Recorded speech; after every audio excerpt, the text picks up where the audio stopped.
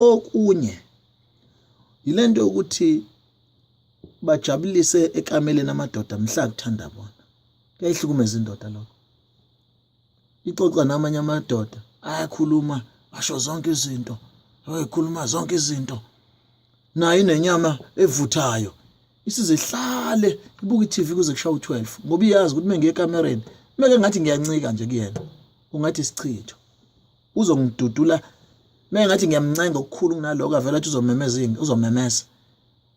Okudlula lokho athi umuntu uzohamba ayolala ekamereni lengane eshe vula isicapha. Amahlazo esiwezwayo. Uthi uyayilungisa lento indoda isilimele kakhulu. Ayothi fu empedeni wezingane. Akasakwazi uzoyithatha kanti uzoyiqula njani inkosikazi phambi kwezingane. Ayifuni inkosikazi uthintwa indoda yayo.